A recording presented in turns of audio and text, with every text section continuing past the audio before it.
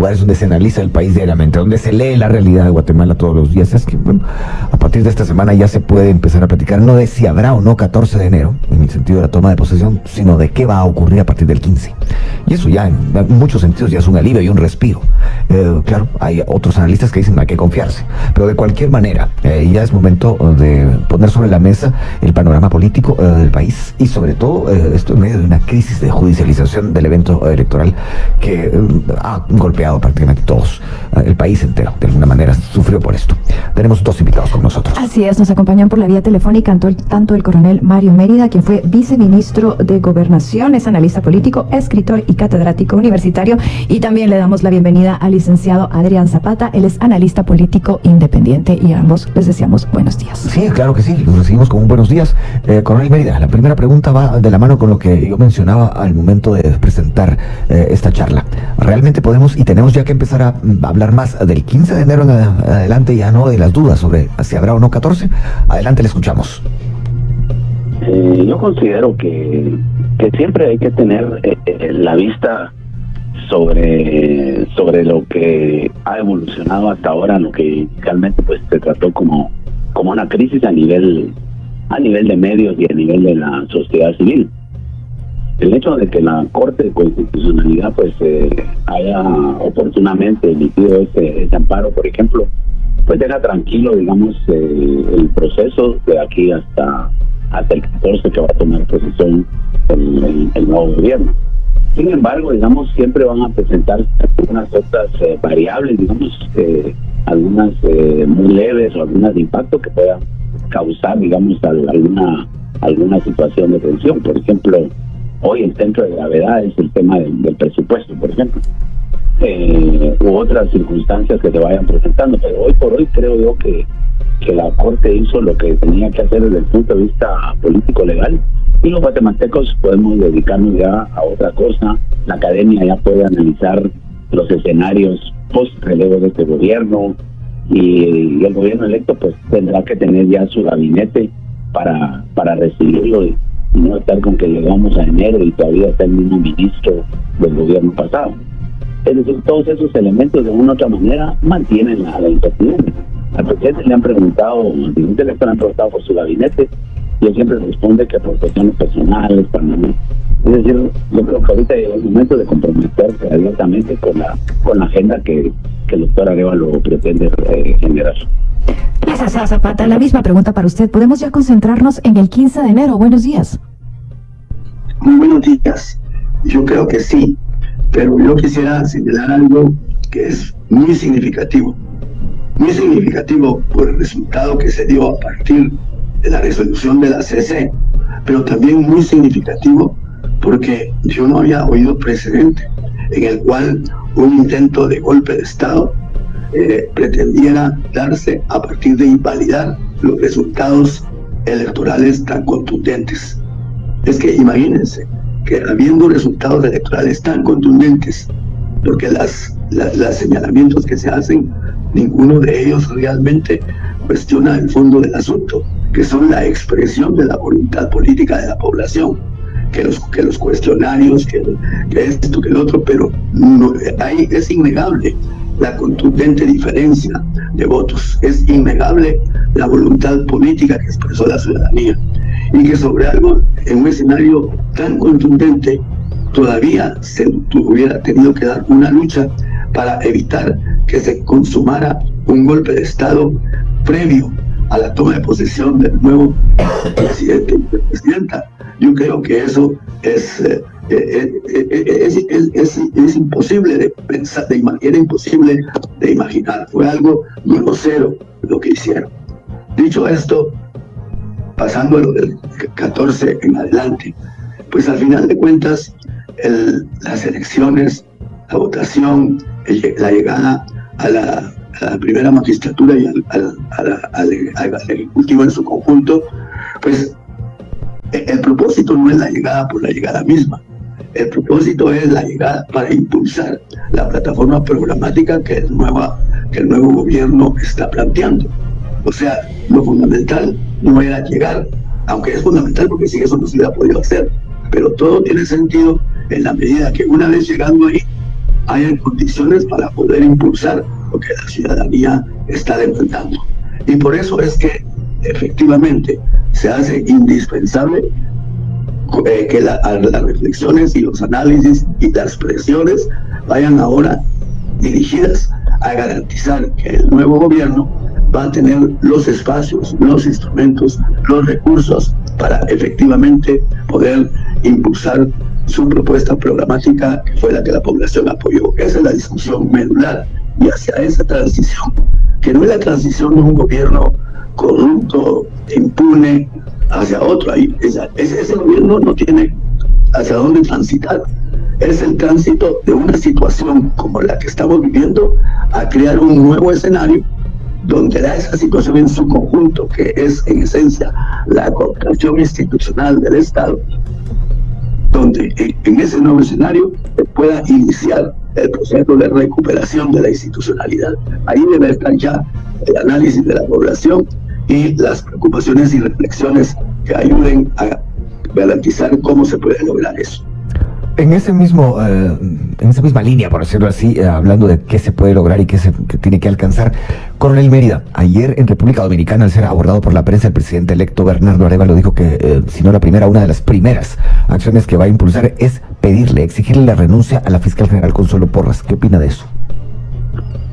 Bueno, yo considero que eso está dentro. Un problema con la señal. Coronel, ¿está con nosotros? Sí, ¿me escucha? Adelante. Si quiere, si puede retomar desde el principio, sería genial para que podamos escuchar su respuesta completa, Coronel. Adelante. Muy bien. Yo considero que eso está dentro del espacio de maniobra política que el presidente electo tiene. Es decir, él puede solicitarle, digamos, de la manera respetuosa como corresponde a la investidura, digamos, la importancia de su renuncia para desactivar cualquier movilización, digamos, que genere ingobernabilidad y que de una u otra manera afecte, digamos, la estabilidad que se necesita para echar a andar, digamos, una nueva política nacional de gobierno.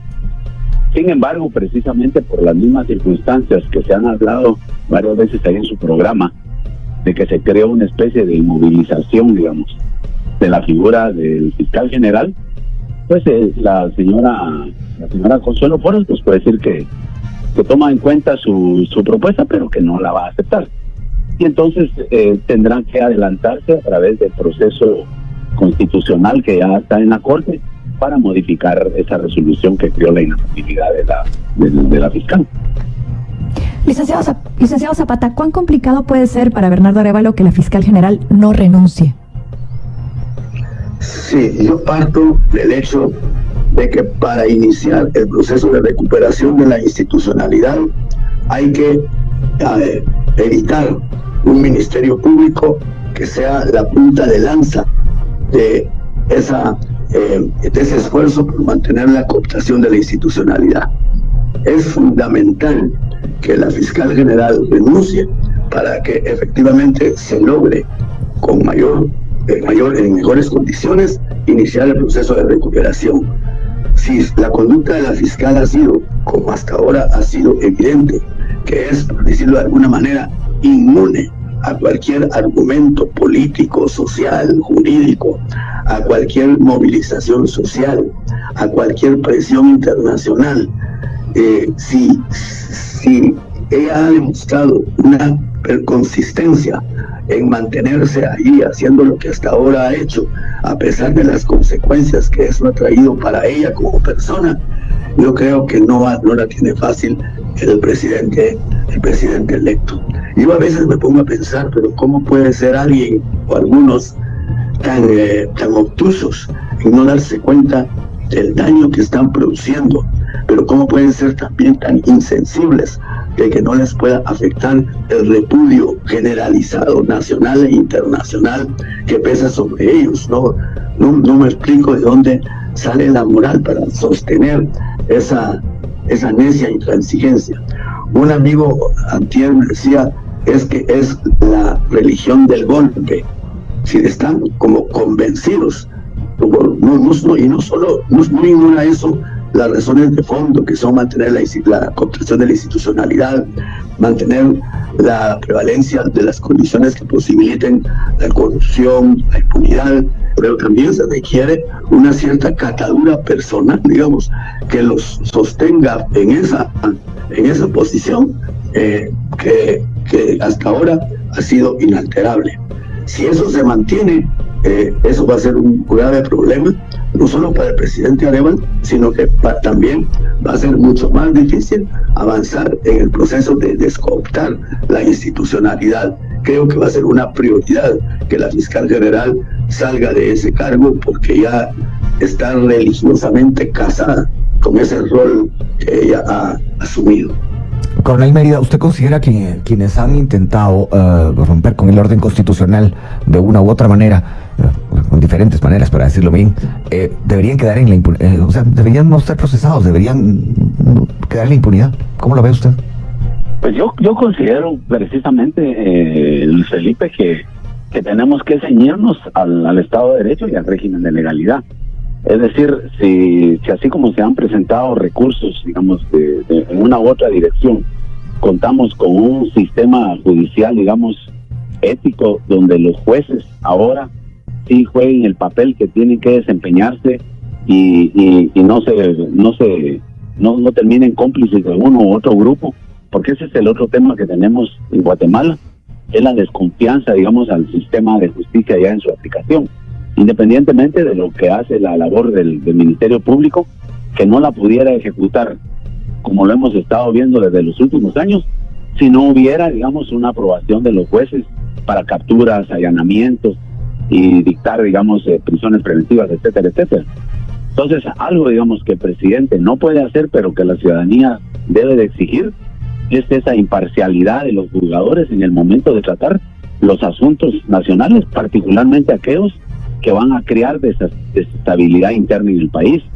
De otra manera, digamos, es difícil, porque además de lidiar con un ministerio público hostil, también va a tener que lidiar con un Congreso que tampoco, digamos, las tiene todas él ahí agrupadas. Es decir, debe contar con un equipo de juristas, digamos, que le ayuden a involucrarse en ese tema propiamente jurídico, para no contaminar la conducción política de la parte propiamente judicial. Licenciado Zapata, ¿cómo evitar el efecto del péndulo de la justicia sin incurrir en impunidad? Sí, yo creo que la impunidad siempre es inaceptable, inclusive en procesos bélicos, dramáticos, crueles, como los que se han vivido en diferentes partes del mundo, cuando la parte afectada por toda esa belicosidad, por toda esa irracionalidad en la aplicación de la violencia, pues tiene que pasar a rendir cuentas por los hechos que ha cometido. Pero hay que ser también realistas de cuál es la correlación de fuerzas que se requiere para que simplemente hoy esa institucionalidad esté de un lado y mañana esa institucionalidad esté del otro. Eso no es realista. Yo creo que hay que pensar cómo, sin aceptar la impunidad, cuáles son las formas jurídicas, políticas, a través de las cuales, sin afectar el principio de la no impunidad, puedan permitir a estos que prácticamente han sido delincuentes en el intento por utilizar la justicia para destruir la democracia, que no es poca cosa, pues cuáles son las formas jurídicas, políticas que harían más fácil esa transición, porque al final de cuentas el propósito es que allí haya una transición de la cooptación a la descooptación. No hay que ser, me parece, esquemático y pensar que ahora entonces el péndulo comienza a moverse a partir del otro lado. Lo veo difícil y puede ser incluso más doloroso, y haría más difícil a Bernardo Arévalo estar en condiciones de impulsar su agenda programática. Hay que buscar, inventar cuáles son esas formas jurídico-políticas que lo posibilitarían. Y lo que decía el coronel también me parece muy importante, la continuidad de la presión internacional y la continuidad de la presión nacional. El presidente electo tiene que llegar al 14 garantizando un apoyo social de... Bueno, un problema con la señal, evidente. Vamos a aprovechar esa situación para ir a la pausa. Y bien, hasta aquí el video de hoy. Recuerden que ustedes tienen la última opinión, la cual pueden dejar en la cajita de comentarios. Dicho esto, nos vemos en el siguiente video. Adiós.